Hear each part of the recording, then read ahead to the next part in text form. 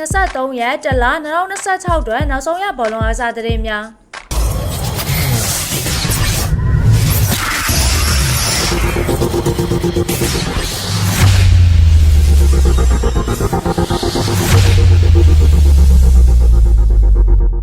အားလုံးပဲမင်္ဂလာပါရှင်ကိုဆိုစပေါ့ channel လေးကနေပြန်လည်ကြိုဆိုလိုက်ပါတယ်ဒီနေ့ပြပြပေးမယ့်သတင်းအကြောင်းအရာလေးကတော့နာပိုလီတင်းဟာဘရီယိုနာအသင်းကဘရာဇီးတိုင်းစစ်မှုကြီးရိုပန်ကိုခေါ်ယူဖို့သဘောတူညီမှုကိုရရှိခဲ့ပါတယ်ယူရိုတန်း20တန်းအပိုစုကြီးငွေတွေပါဝင်ပြီးတောက်ကြနေ့မှာတရားဝင်ပြီးသက်နိုင်ဖို့စီစဉ်ထားပါတယ်ချယ်ဆီတင်းဟာနော်တင်ရန်ဖော်ရက်ကွင်းလေလူဂျောက်ကလတ်လူဝစ်အတွက်အငှားစာချုပ်ကိုချုပ်ဆိုနိုင်ဖို့လှုံ့ဆော်နေခဲ့ပါတယ်ချယ်ဆီတင်းဟာဇန်နဝါရီလပြောင်းရွှေ့ကာလမှာအသင်းရဲ့ကွင်းလေပိုင်းကိုတိုးတက်အောင်လှုံ့ဆော်ကျင်နေပြီးအသက်29နှစ်အရွယ်ဘရာဇီးလက်ရွေးစင်ကစားသမားကိုပြစ်မှတ်ထားနေခဲ့ပါတယ်။ပြီးခဲ့တဲ့ဩဂုတ်လကဂျူဗင်တက်ကနေဖော်ရက်ကိုအငှားနဲ့ပြောင်းရွှေ့လာပြီးကတည်းက73ပွဲသာကစားရသေးတာဖြစ်ပါတယ်။ Sorry Pro League ကအဲနာဆာဟာအဲဇော်ဒါကလပ်ကိုအီရတ်ပါရမီရှင်ဟေရာဘူကာရင်းကိုခေါ်ယူနိုင်ခဲ့ပါတယ်။စစ်စစ်မှုလည်းပြီးဆုံးသွားပြီဖြစ်ပါတယ်။ဘာမင်ဂန်ကွင်းလေလိုမာလီယိုနတ်ဟာဘာမင်ဂန်စီးရီးကနေဟပ်တင်းကိုအငှားနဲ့ပြောင်းရွှေ့ဖို့သဘောတူညီမှုကိုရရှိခဲ့ပါတယ်။ဒါစီယိုသေးဟာရီဂျီယာနာအသင်းကအီရိုအာနိုမော်တာကိုသူတို့ရဲ့အရန်ကိုသမားအသင်းဖြစ်ခေါ်ယူဖို့သဘောတူညီမှုကိုရရှိတော့မှာဖြစ်ပါတယ်။ဆန်နိုဘယ်နောက်ခံလူစူဇာကိုစပါအသင်းက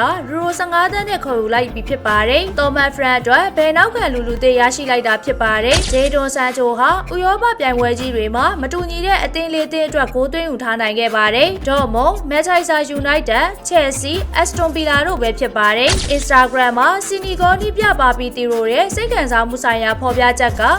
စီဒီကောအတွက်ကျွန်တော်ရဲ့နှလုံးသားဝိညာဉ်ကျွန်တော်ရဲ့စိတ်ဟာဒီနိုင်ငံအတွက်ပါကျွန်တော်ကစားသမားတွေကိုလည်းကာကွယ်ဖို့ပဲကြိုးစားခဲ့တာပါတချို့လူတွေကစီးမြစ်ချိုးပေါက်တယ်လို့မြင်တာကစိတ်ခံစားမှုဆိုင်ရာတုံ့ပြန်မှုပါကျွန်တော်တို့ကပွဲကိုပြန်ဆပြီးဒီစုဖလားကိုရယူဖို့ရွေးချယ်ခဲ့ပါတယ်ကျွန်တော်ကစားသမားတွေဟာနိုင်ငံအတွက်ချွေးသွေးဝိညာဉ်ပေးဆက်ထားတဲ့စစ်တီတော်28ယောက်ပါပဲလို့အသင်းကိုချီးကျူးလိုက်ပါတယ်ဥရောပရဲ့ထိပ်တန်းလိ5ခုမှာမန်ချက်စတာယူနိုက်တက်ရဲ့259ချိန်အထက်အခွင့်အရေးပိုဖန်တီးပေးနိုင်တဲ့အသင်း3သင်းပဲရှိပါတယ်။ရီယယ်မက်ဒရစ်၊ဘာစီလိုနာ၊အင်တာမီလန်တို့ဖြစ်ပြီးစတုတ်ထနေရာမှာတော့မန်ချက်စတာယူနိုက်တက်ရှိနေပါတယ်။ချန်ပီယံလိမှာ15ရာသီနဲ့အထက်ဇတိုက်ကိုသွင်းယူထားနိုင်တဲ့ကစားသမား4ယောက်ရှိပါတယ်။ဘေဇီမာနဲ့မက်ဆီက18ရာသီ၊ခရစ္စတီယာနိုရိုနယ်ဒိုက16ရာသီ၊လီဝွန်ဒိုစကီ15ရာသီတို့ပဲဖြစ်ပါတယ်။မန်ယူကအငှားချထားတဲ့မာကတ်ရာဖိုဟာဘာစီလိုနာရဲ့ဒီရာသီပြိုင်ပွဲစုံမှာခြေစွမ်းပြသကစားထားနိုင်ခဲ့ပါတယ်။ဘာစီလိုနာမှာသူ့ကိုပေါင်26တန်းနဲ့ဝယ်ယူခွင့်ကိုရရှိခဲ့ပါတယ်။အဆုံးထိအားပေးကြတဲ့ဘောလုံးပရိသတ်များအားလုံးကိုအထူးပဲကျေးဇူးတင်ပါတယ်ရှင်။အားကစားသတင်းတွေကိုနေ့စဉ်တင်ဆက်ပေးမှာမို့လို့ကိုဆိုရဲ့ YouTube channel လေးနဲ့ TikTok အကောင့်လေးကိုလည်း like and subscribe လုပ်ထားပေးပါဦးနော်။